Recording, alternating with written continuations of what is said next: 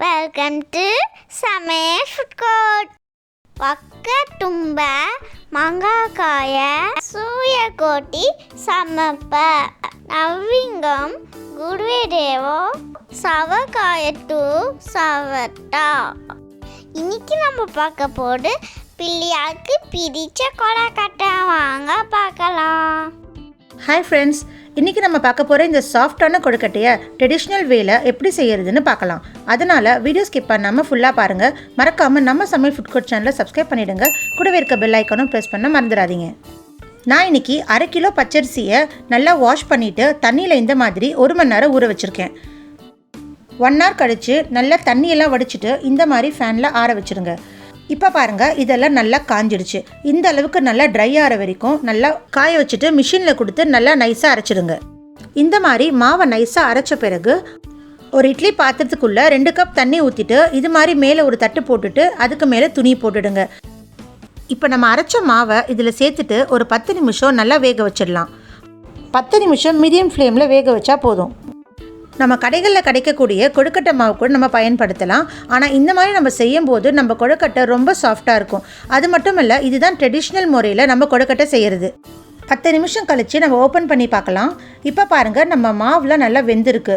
நீங்கள் 10 நிமிஷம் வச்சா போதும், மாவுலாம் கரெக்டாக வெந்துடும். இப்போ நம்ம இதை ஓப்பன் பண்ணிவிட்டு இதை ஒரு பாத்திரத்தில் ட்ரான்ஸ்ஃபர் பண்ணிடலாம்.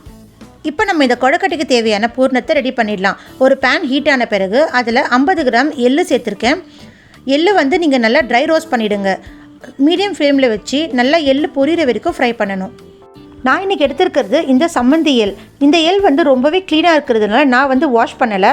நீங்கள் சாதாரண எள் வாங்குறதா இருந்தால் நல்லா வாஷ் பண்ணிவிட்டு காய வச்சுட்டு அதுக்கப்புறம் இந்த மாதிரி வறுத்துடுங்க. இப்போ பாருங்கள், நம்ம சேர்த்துருக்க எள்ளெல்லாம் நல்லா பொரிய ஆரம்பிச்சிருக்கு.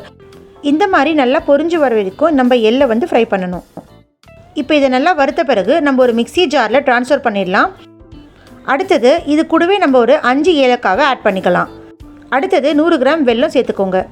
நீங்கள் இந்த மாதிரி எள்ளு கொழுக்கட்டை செய்யும்போது நீங்கள் வறுத்து தான் செய்யணும். அப்போ தான் டேஸ்ட்டாக இருக்கும். இப்போ இதை நல்லா அரைச்சிடலாம். இப்போ பாருங்கள், இந்த மாதிரி கொரன்னு அரைச்சிக்கோங்க. நீங்கள் ரொம்ப நைஸாக அரைக்க வேண்டாம். இதுதான் கரெக்டான கன்சிஸ்டன்சி. இந்த மாதிரி அரைச்சிக்கோங்க. இப்போ நம்ம மாவு ரெடி பண்ணிக்கலாம். நான் இந்த கப்பில் 2 கப் மாவு இன்றைக்கி சேர்த்துருக்கேன். இது 1 கப் 250 கிராம். இப்போ இந்த மாவுக்கு தேவையான அளவு தண்ணி ஆட் பண்ண போகிறோம். ஸோ நான் 2 கப் மாவு எடுத்ததுனால 1 கப் தண்ணியை நல்லா கொதிக்க வச்சுக்கோங்க. கூடவே 1/2 டேபிள் ஸ்பூன் சால்ட் ஆட் பண்ணிக்கோங்க. இப்போ பாருங்கள், தண்ணி நல்லா கொதிக்க ஆரம்பிச்சிருச்சு. இந்த மாதிரி கொதிக்கிற தண்ணியை தான் நம்ம இந்த மாவில் ஆட் பண்ண போகிறோம். தண்ணி கொஞ்சம் கூட ஆறக்கூடாது ஃப்ரெண்ட்ஸ். தண்ணி நல்லா கொதிக்கணும். கொதிக்க கொதிக்க நம்ம தண்ணி இதில் ஆட் பண்ணோன்னா நம்ம மாவு ரொம்ப சாஃப்டாக இருக்கும். இப்போ நான் எடுத்த தண்ணி 1 கப் தண்ணி, அதை எனக்கு 3/4 கப் தண்ணி இதில் பிடிச்சிருச்சு. ஸோ தண்ணியை பார்த்து ஆட் பண்ணுங்கள். கொஞ்சம் கொஞ்சமாக தண்ணி ஆட் பண்ணிவிட்டு இந்த மாதிரி பிசைஞ்சிடுங்க. நீங்கள் பிசையும் போதே உங்களுக்கு மாவு ரொம்ப சாஃப்டாக இருக்கும். சப்போஸ் உங்களுக்கு மாவு தண்ணி ஆகிடுச்சுன்னா ஒரு 10 நிமிஷம் நீங்கள் ஆற வச்சுடுங்க. மாவு இறுகிடும். இப்போ நம்ம இந்த மாவெல்லாம் நல்லா பிசைஞ்சிக்கலாம். நல்லா அழுத்தி அழுத்தி பிசைஞ்சிக்கோங்க.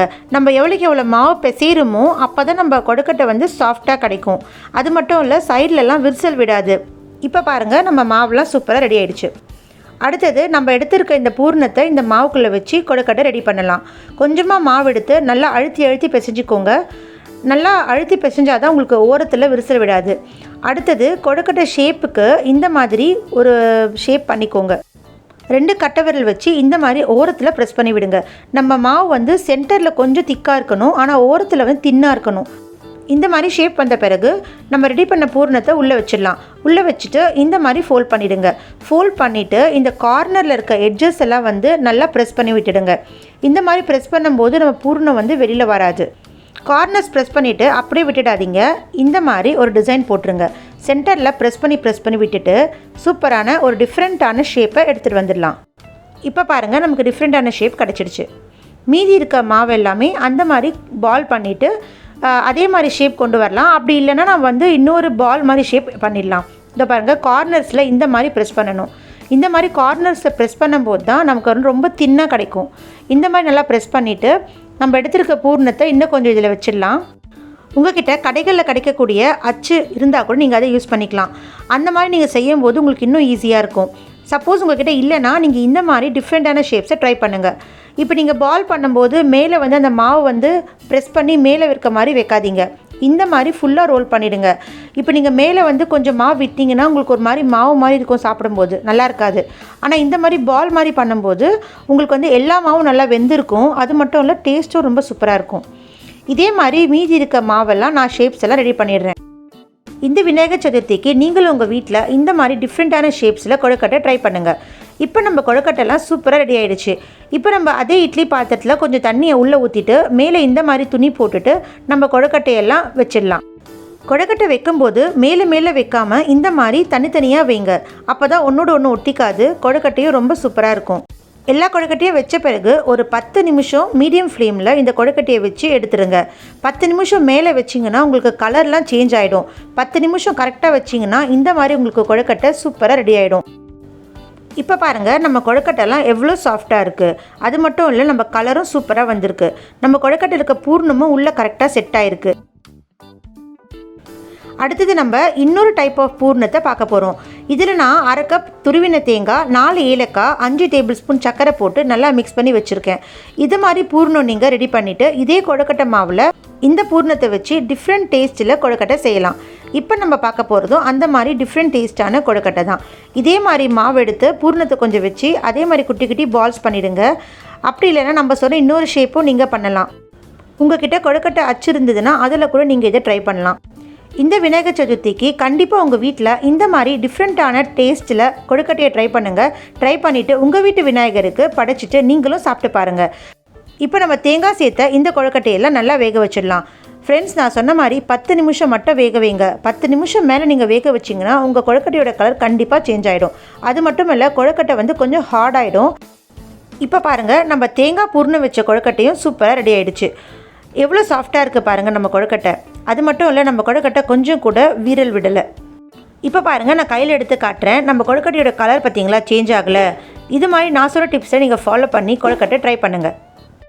விநாயகருக்கு ரொம்பவே பிடித்தமான இந்த கொழுக்கட்டையை உங்கள் வீட்டில் நீங்களும் ட்ரை பண்ணிவிட்டு எப்படி இருக்குன்னு மறக்காமல் எனக்கு கமெண்ட்டில் சொல்லுங்கள். கூடவே நம்ம சமையல் ஃபுட் கோர்ட் சேனலை சப்ஸ்கிரைப் பண்ணிவிடுங்க. அப்படியே அந்த பெல் ஐக்கானை ப்ரெஸ் பண்ண மறந்துடாதீங்க. பிள்ளையாருக்கு பிடித்தமான இந்த எள்ளு உருண்டையை வைக்க மறந்துடாதீங்க. நம்ம செஞ்ச பூரணத்துலேருந்து குட்டி குட்டி பால்ஸாக பண்ணிவிட்டு நான் எள்ளு உருண்டை ரெடி பண்ணியிருக்கேன். இது ரொம்ப டேஸ்ட்டாக இருக்கும், கண்டிப்பாக ட்ரை பண்ணுங்கள். இப்போ பாருங்கள், நம்ம கொழுக்கட்டைலாம் சூப்பராக வெந்திருக்கு. அது மட்டும் இல்லை, நம்ம உள்ளே வச்சுருக்க பூரணம் எவ்வளோ கலர்ஃபுல்லாக இருக்குது. இந்த விநாயகர் சதுர்த்திக்கு நீங்களும் இந்த சாஃப்டான, ஹெல்த்தியான, டேஸ்டான விநாயகருக்கு பிடித்த கொழுக்கட்டையை ட்ரை பண்ணுங்கள். விநாயகரோட அருளும் ஆசீர்வாதமும் கண்டிப்பாக உங்களுக்கு கிடைக்கும். ஹெல்த்தியான கொழுக்கட்டை பிடிச்சிருந்துன்னா லைக் பண்ணுங்கள், ஷேர் பண்ணுங்கள், சப்ஸ்கிரைப் பண்ணுங்கள். Thank you, by.